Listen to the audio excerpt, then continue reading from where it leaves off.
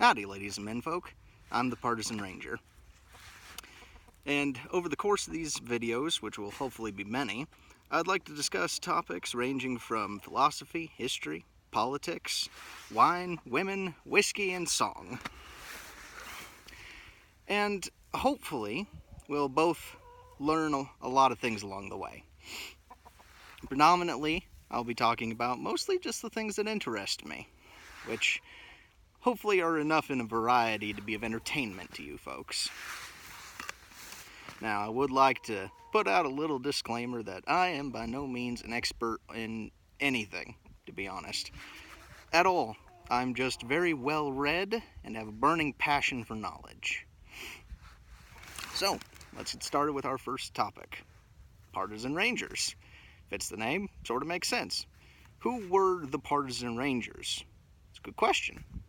It's mostly a good question because I asked it, and I don't ask bad questions. To start off our story, we'll obviously have to talk about what preceded the Partisan Rangers before we can really discuss who they were. And that, we go to Kansas in 1854, the beginning of what was known as Bleeding Kansas, or the Border War.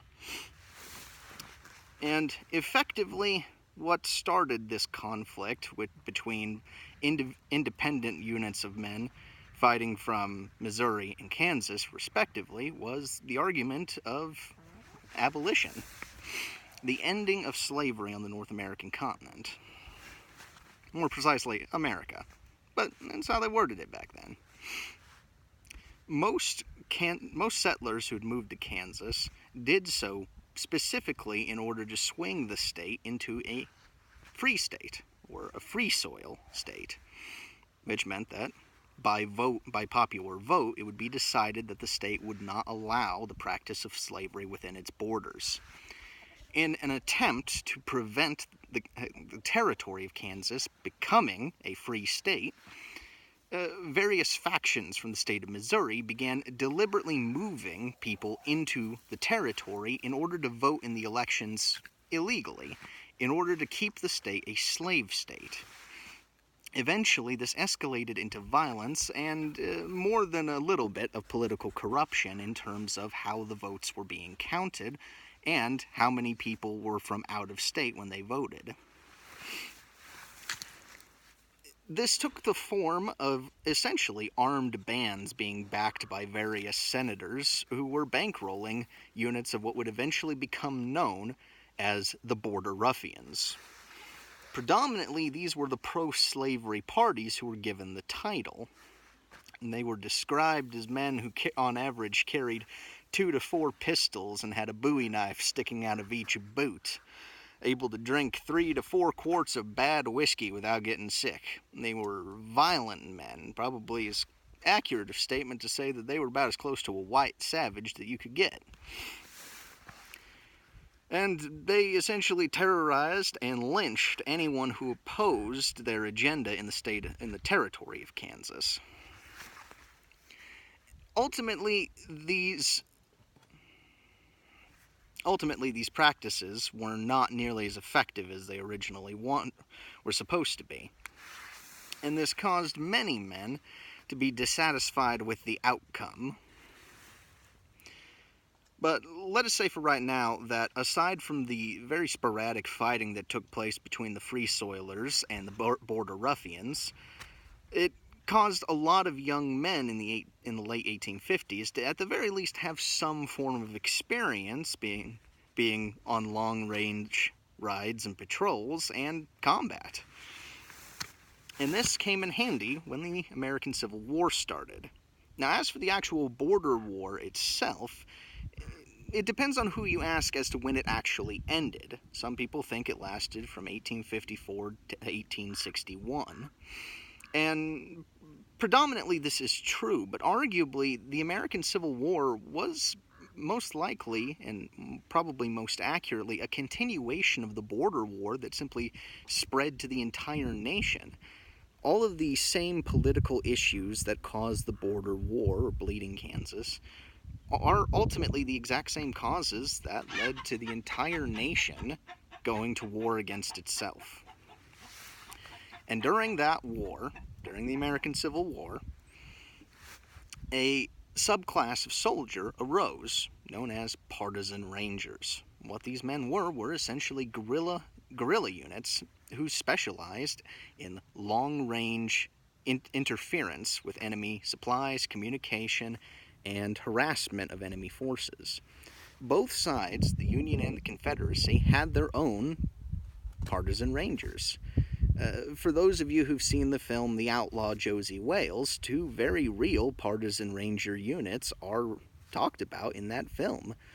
The eponymous Josie Wales joined what was known as Bloody Bill Anderson's outfit, whereas their pursuers and arguably the overarching villains of the film were a group known as the Kansas Redlegs in the film, whereas they're actually just known as Jim Lane's Kansas Redlegs traditionally, because they were bankrolled by Senator Jim Lane for the Union. Now, needless to say, both sides had partisan ranger units that committed atrocities, and both sides claim that those atrocities were in retaliation for atrocities committed by the other guys. All of that is functionally relevant for talking about the men themselves, but it needs to be said. The Partisan Rangers essentially specialized in a very early form of special operations, in the sense of, in the modern times, we would send a special forces team to eliminate a high-profile target or to destroy key infrastructure to hinder the enemy so that the main army would have less of a fight ahead of them. You would see this especially during the commandos of the Second World War, for example. The key difference being that the Partisan Rangers did not have the same amount of oversight that modern guerrilla units do. And because of that, they essentially had a level of independence that was unprecedented in American warfare up until that point. They were able to outfit themselves, equip themselves, and usually ended up fighting without uniforms, which meant that they were not protected under the rules of war. Without a formal uniform, they theoretically were illegal combatants, and that is essentially what they were. In 1863, the Confederate government passed the Partisan Ranger Act, which was a very futile attempt by the Confederacy to organize and control the Partisan Rangers in order to prevent the less ideal forms of warfare being practiced. The burning of civilian targets, I should say. Essentially emptying out towns, lynching the men, and hanging. Well, lynching is hanging, but moving on. Very nasty things. Most of you have heard of Jesse James. Most of you might have heard that Jesse James rode under the command of one Captain Quantrill. Quantrill's raiders were infamous for their cruelty to Union citizens and Union soldiers. And just as well, they were, rather unfortunately, very good at what they did. Their style of warfare was based entirely in speed and mobility, and this made them ideal scouts when attached to regular army units, but when acting independently, they'd slash and burn their way across the countryside, killing anyone that got in their way. How they accomplished this was actually based off of a style of warfare of superior firepower, essentially. On a man-to-man basis, they would carry sometimes 4, sometimes 6 revolvers on their person. Usually they'd wear at least 4 of them and have an additional 2 or 4 attached on pommel holsters to their saddle. What this meant in practice is that when they engaged an enemy target, they would, surprising an enemy camp, they would just ride at a full gallop through the midst of the enemy, drawing and firing revolvers as fast as they could, essentially to just lay down as much fire as possible, holster, draw another set, and keep firing, and hopefully by the time that you'd run out of ammunition, you'd either have passed far enough away from the enemy that you could reload, or you'd inflicted enough casualties that the enemy was in retreat. Both sides' Partisan Rangers followed this tactic mostly because it was simply easier. Repeating rifles in the hands of partisan rangers was not very common, and when they were able to get a hold of them, unless you were a Union man, ammunition for them was rather rare. So, they simply just carried enough revolvers to lay down the necessary fire in order to surprise, suppress, and slay the enemy.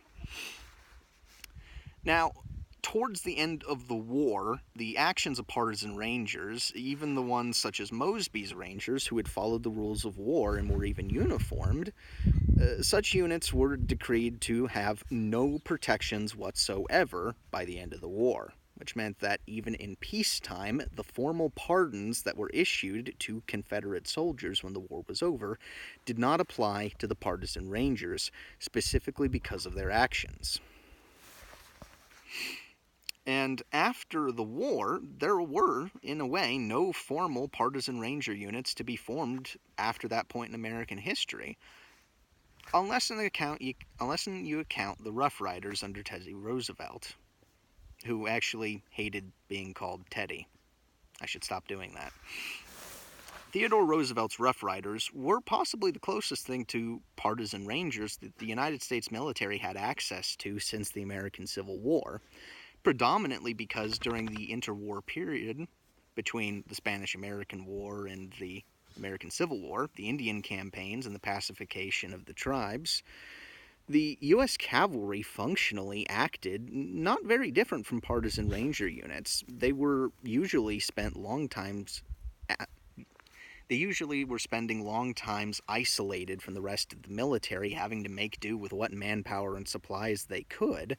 And when on campaign against the various tribes, they were usually operating in a capacity that would be described as behind enemy lines for the majority of their time outside of the fort, which is not dissimilar from how partisan rangers were conducting themselves during the Civil War. But aside from the Rough Riders, which weren't allowed to ride again after the Spanish-American War, mostly because of Congress's fault, that is pretty much the story of the Rangers. Now, groups like the Texas Rangers and the Arizona Rangers, they aren't necessarily partisan. The term partisan is a little vague in the context of the American Rangers, simply because it was really just whether or not you were drawn up along the political lines. You were partisan because you weren't choosing a side, and they were a ranger because that is how they conducted their warfare, in the style of the Rangers. Groups like the Texas Rangers, and as I said, the Arizona Rangers as well, were always state-backed. They were independent in operation, but not independent as their existence, if that makes any sense. So such groups wouldn't really be called partisan rangers because, well, Texas Rangers, that's a fairly partisan name in and of itself. You have your side there. Topic for another video ought to be the fact that the modern Texas Rangers aren't actually the same organization as the Texas Rangers that come to mind when most of us think about them. The men who were actually founded as Steve Austin's Rangering Company, the men who fought the Kiowa and the Comanches, these sort of men, they didn't really have that much of a law enforcement attitude, but that's for another time.